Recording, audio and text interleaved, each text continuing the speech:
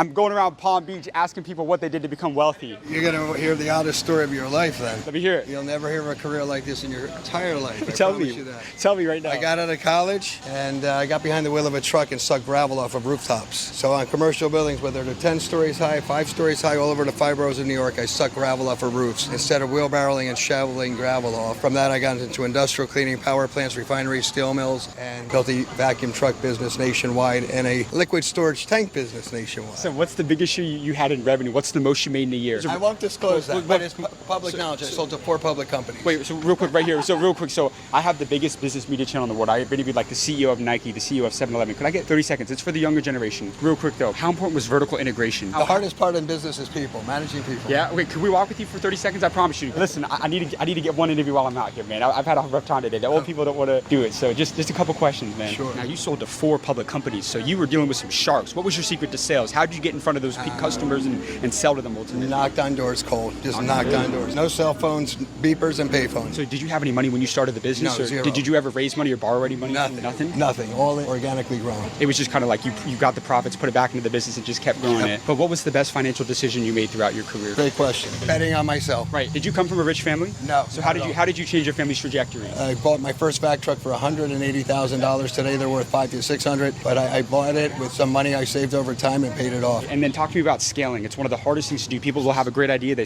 don't know how to scale and grow it. Don't try to go to 0 to 100. Grow 0 to 5 feet, then 10 feet, 15. Take your time. It's a marathon, not a sprint. I could do this all day if you really wanted me to coach. Don't go for the quick money. Go for building a business that's worth something to many So people. you thought very long term is what you're saying. Yes. You didn't think about instant gratification. Never can. Did you ever lose money? Have to do it for love. You lose money sometimes, yes. Yeah. I've only closed 1 office out of 40 in my career, but you got to do something that you love. It has to be internal passion. You can't get up every day at 4 in the morning if you don't love it for 30 straight years. Talk to me about customer retention, because a lot of people, they'll get a client, they'll lose them within a couple months. How did you maintain customers for such a long period of time? You got to stay the same person. Don't change. Stay loyal, hungry, and become friends. You never have customers. They become your best friend. Buy them ice cream, buy them hot dogs, and that's how you get somewhere. Did you ever have anybody that doubted you in business? Oh, that's the best people I want to go after. Give me that year. What's the biggest year? You said it was public in terms of revenue. What's the most amount of money you made in a year? Was it hundreds of millions or? Yeah, north of 100 I sold. I got to go celebrate a birthday. Can I get your contact? Yeah. Thank you so much, brother. I appreciate it. Reach Sir, out I anytime. really appreciate you, man. Likewise. Thank you, brother. Excuse me, sir. How old were you when you made your first million? I think I was 25. How'd you make it that early? I was in mortgage banking in San Francisco. So did you own a company or were you just I did. broke? I started a mortgage company. It was a mortgage bank. How'd you get into that business and why that industry in particular at that Because age? real estate was popping off in California and the most expensive real estate, well, San Francisco. So that was where we started. So what business throughout your career made you the most amount of money? I would say the legal business. So you're in law. litigation business. I'm a lawyer. What type of law do you practice? We do personal injury and mass tort cases. So across your firm in terms of revenue, what's the most amount of money you made in a single year? We had a case that resolved for $54 million. $54 million. What happened in that case? It was a personal injury claim for someone who was injured in a car wreck case. It's very competitive in personal injury. There's a lot of people that are competing. How did you build your personal brand and stand out to get those kind of cases to settle for multiple 8 figures? I became an expert at SEO and advertised on the web before it was popular, and that brought in all the cases, and that's how we got it launched. Give us some game right here on marketing and SEO, because again, people can be great at what they do, but no one may know what they do. Don't try to pursue SEO. It's all but dead. Get out there and market yourself on social media. So if you go to Bryce Angel, you'll see on Instagram, Facebook, all those channels, you'll see me on there, and it'll show you what to do. Did you come from a rich family? I did not. So what was your turning point to financial freedom? What made you want to kind of go out there and build a multi-million-dollar Starting business? my own company as a young kid. Now, you made a lot of money, but a lot of people say it's hard to keep a lot of money. How have you preserved that kind of wealth? You hire financial professionals that can help you manage everything better than yourself because you need a parent in the situation. So you're all about finding people that are maybe better at the areas where you're lacking. The goal is to be the dumbest guy in the room. If you're the smartest guy in the room, you're in the wrong room. So if you found yourself in the room where you're the smartest, you get I'm out going of to that take the room. exit. My last one for you. Your best sales and negotiation advice as a lawyer. You've been at the table with some hitters, closing a $50 million settlement. What's your best sales and negotiation advice as one of the most successful lawyers out here in Palm Beach? Don't be prepared. Excuse me, sir. How old were you when you made your first million? What is this for? I started the biggest social media business channel in the entire world where I interviewed millionaires and billionaires all over the world on their advice to the younger generation. So I've interviewed people like Shaquille O'Neal, Mark Cuban, the CEO of Nike. What did you do to become wealthy? What did I do? I've owned 4 or 5 companies. What was your main business? Started in printing, then got in the display business, then the carton business, all sorts of things. So now I'm in private equity. Now you're in private equity. Right. What's the most amount of money you made in a single year? A few $100 million. I mean, that wasn't a big company. Do you think somebody should start or buy a business in today's world? Definitely buy it.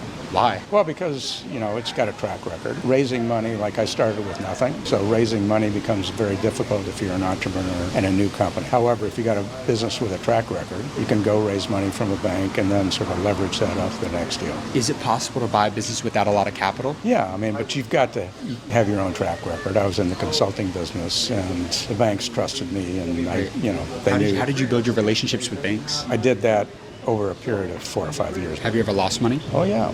I sure have. Yeah. But I mean, that's part of the learning process. If you're an entrepreneur, whether you buy a business or you start a business, you're an entrepreneur. You're really in business for yourself at the end of the day. For people that don't understand private equity, how do you make money in private equity? You buy companies. I mean, the private equity model is you buy a company and you use the assets of that company to borrow against those and ultimately pay those off through the cash flow of the business. Among the most successful people that you've met throughout your career, what do they all have in common? I think whether you're a billionaire or millionaire, most guys that get into that status are willing to take risks. That's the bottom Were line. you a big risk taker? Oh, yeah, for sure. What was the biggest risk you took that maybe a lot of people were telling you not to do? My second deal, I leveraged my house, everything, to buy the company. You put everything on the table? I put it on. Why did you do that? I felt very comfortable that I'd be able to... Were there some people telling you not to do it? Oh, for sure. Were you a little crazy? Just a little bit? No, not crazy, but I think, you have to really have a lot of confidence in your ability and yourself. Did you always have that self-belief, or did it come over time? No, I had it. I always had it. And what is a lesson about money that banks don't want people to know? I don't know if banks don't want you to know this, but leveraging and understanding the difference between margin and the velocity of cash. Explain that real quick. The Walmart model. So Walmart, they make a little bit, but they turn that cash so fast, they still make a lot of money. A lot of people don't really understand. They tie margin to how good the business ultimately is going to go. They forget the velocity of cash and the velocity of turning cash. Did you come from a rich family?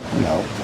Thank you so much for your time. Yeah, How did you change your family's trajectory? What was your turning point to financial freedom? What did you see that made you want to stand out and go? Well, I bought my first company. The one thing I'll leave you with, advice to anyone, it would be if you're going to get rich, there's a few ways to do it. Maybe you become a CEO of a company, which is pretty hard, but you got to own your own business. That's the way I think you're going to be successful and ultimately make money. How old are you now? 76. You look incredible for 76. Well, thank you so much. And I'll leave you with this, because you're in private equity. What's the best investment somebody can make in today's world? Right now, the trend is going to be manufacturing in the U.S. Why? Well, because I think we're going to try to onshore, and we're trying to do that more and more, but our private equity firm only buys U.S. manufacturing companies. So you're getting into manufacturing. So that's what you would do. That's what I would continue to do. So you can get rich doing that in today's world. Oh, for sure. You got amazing advice. Thank you so much, sir. I really Thank you. appreciate you. 놓치면은 손해보는 자수성가 포인트 3가지. 1. 세일즈를 잘하고 싶다면 꾸준히 찾아가서 문을 두드려라. 두 번째 사업은 단거리 달리기가 아닌 마라톤이다. 절대 돈을 빨리 벌고자 하지 말라. 세 번째, SEO 최적화를 할 시간에 소셜미디어에서 스스로를 홍보하라.